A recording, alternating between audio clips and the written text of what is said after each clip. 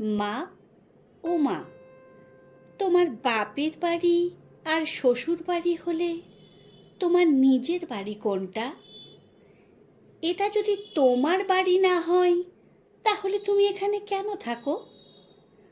আমার 6 বছরের মেয়ে তিন্নির মুখে এমন প্রশ্ন শুনে সারা দিনের জমে থাকা রাগটা আর সারা জীবনে জমিয়ে রাখা অভিমানগুলো হুড়মুড় করে বেরিয়ে আসতে চাইল। সবে স্কুলে দিলাম ওকে। ইদানিং অনেক কিছু জানতে চায় সে, প্রশ্ন করে সবটা নিয়ে। দুটো সিজারের পরে কোমরটা ভীষণ ধরে আজকাল, ভারী কাজে হাঁপিয়ে উঠি। কাল ননদকে দেখতে এসেছিল, অনেক কাজ আর রান্নায় সকালে আর উঠতে পারছিলাম না। তখন শাশুড়ি গজগজ করছিল, আমার বাড়িতে এসব হবে না, এটা তোমার বাপের বাড়ি না যে এত বেলা পর্যন্ত বিছানায় কাটাবে, এটা তোমার শ্বশুর বাড়ি। মেয়ে সে কথা শুনেছে, তাই এই প্রশ্ন। কালকের বাসি এঁটো থালা বাসন গামলায় ডুবিয়ে একটা থালা নিয়ে সাবান লাগিয়ে ঘষতে ঘষতে বললাম, গিয়ে ঠাম্মির থেকে জিজ্ঞেস করো। মেয়ে হাওয়ার বেগে ছুটে গেল, ওর ঠাম্মির কোলে গিয়ে বসল। ওদের কথাগুলো আমি রান্নাঘরে দাঁড়িয়ে শুনছিলাম। আমি জানি মেয়ের প্রশ্নগুলোর উত্তর দিতে যখন পারবে না তখন বলবে মা শেখায় আর কি। ঠাম্মি, এটা কি আমার বাড়ি? হুম, তোমার বাড়ি। বাবার বাড়ি? হুম, তোমার বাবারও বাড়ি। তোমার দাদুর পিসিমণিরও বাড়ি? হুম, তাই আমরা এখানে থাকি। ও মা, আমরা আমাদের বাড়িতেই তো থাকবো, তাই না? তো এটা মায়ের বাড়ি না হলে মা কেন থাকে? তোমার মা কোথায় থাকবে? এখানেই তো থাকবে। মা এখানে থাকলে এটা মার বাড়ি না কেন? দূর বাবা, এত কথা কে শেখায় তোমায়? তোমার মা? মেয়ে জানে না এই কথার উত্তর কিভাবে দিতে হয়।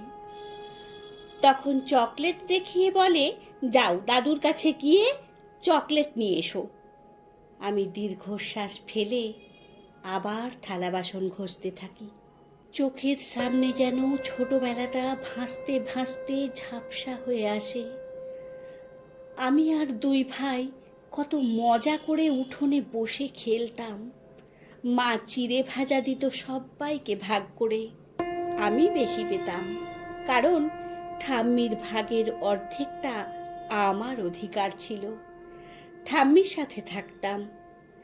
একটা কালো মেহগনি গাছে আলমারির আয়না আর পড়ার টেবিল, আর ঠাম্মির পুরনো আলনায় আমার আর ঠাম্মির কাপড়গুলো পাশাপাশি জড়িয়ে থাকতো।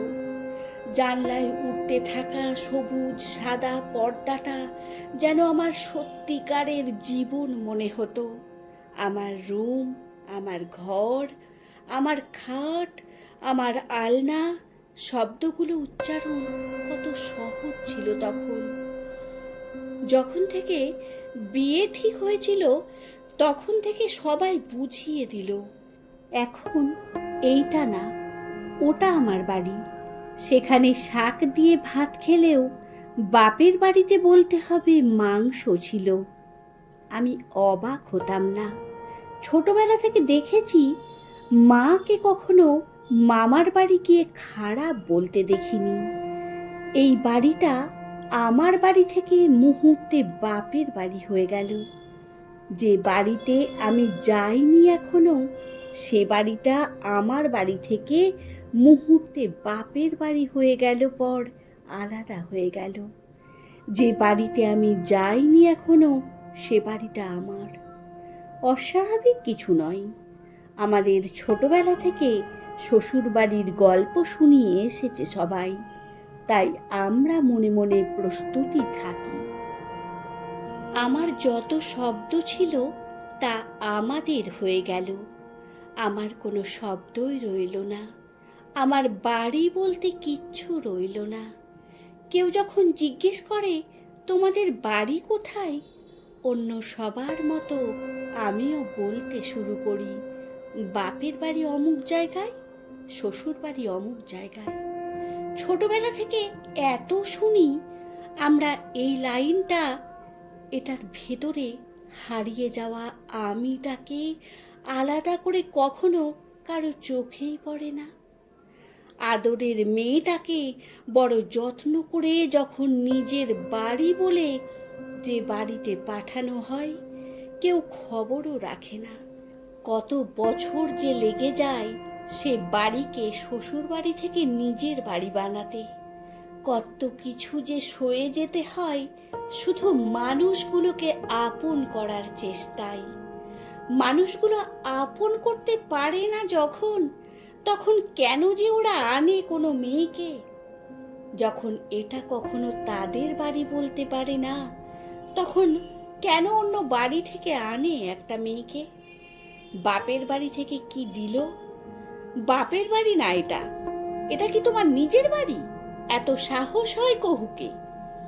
এই সব এই বাড়িতে হয় না। বাচ্চাদের শান্ত করার জন্য দাদু ঠাম্মি খেলার ছলে বলে, বের করে দেব মাকে। এটা আমার সোনার বাড়ি, তোমার মায়ের বাড়ি না।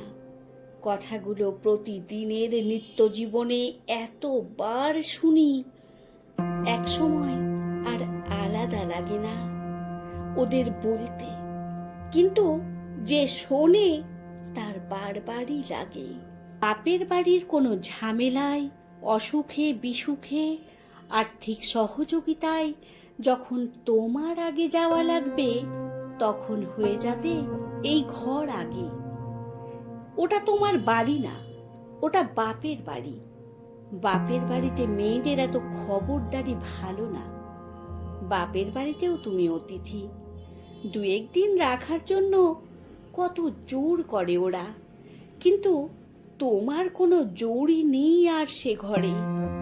কখনো রাগ করে কোনো বিপদে প্রথম আশ্রয় হিসেবে বাপের বাড়ি যাই আমরা মেয়েরা। তখন তাদের প্রথম দায়িত্ব আমাদের বোঝানো, ওটাই আসল বাড়ি, সেখানেই মরতে হবে। থাকো কিছুদিন, তবে জীবনটা ওখানে। বড় স্বাভাবিক, ভালো কথা। কিন্তু তুমি নেই কোনো কোনায় যে বাড়ির অস্তিত্বে আর। বড় স্বাভাবিক, অদ্ভুত ব্যাপার। শ্বশুর বাড়িতে থেকে বাপের বাড়ির কাউকে নিমন্ত্রণ করলে বলবে, তুই কেন করছিস? ওরা তো করলো না, তুই তো আমাদের মেয়ে। যদি বাপের বাড়িতে গিয়ে কোনো অনুষ্ঠানের জন্য শ্বশুর বাড়িতে নিমন্ত্রণ করি, তখন এরা বলবে, তুমি কেন করেছো? তুমি তো আমাদের বউ, ওরা করলো না তো। এই কথাগুলো সাধারণ বাড়ির বড় সাধারণ কথাই। মেয়েটা একসময় নিজেই ভুলে যায় প্রশ্ন করতে, আমি কোনো বাড়ির মানুষ তো। সবার ভাগ্য এক হয় না, সবাই নিজের বাড়ি পায় না তা না। আসলে বাড়ি পায় না, পায় মানুষগুলোকে। যে শ্বশুর বাড়িতে মানুষগুলো আপন হয়, সে বাড়িটা আপন হয়। আর অধিকাংশেরই সবটা দিয়ে শুধু পাই, এই বাড়িতে এসব চলবে না, এটা তোমার বাড়ি না। আমি তুমি সবাই যেন এক সময় প্রশ্ন করতে করতে ক্লান্ত হয়ে ভুলে যেতে শুরু করি প্রশ্ন করা। আমার বাপের বাড়ি আর শ্বশুর বাড়ি আছে, আমার বাড়ি কোনটা? এটা যদি কখনোই আমার বাড়ি হয়ে না ওঠে, তাহলে কেন আমি থাকি এখানে? কেন নিজের জীবনের সব সুখ আহ্লাদ শেষ করি শুধু পরের বাড়ির জন্য? আমার বাড়ি কোনটা? একটু বলো না কেউ। মেয়ে, তোমার বাড়ি কোনটা?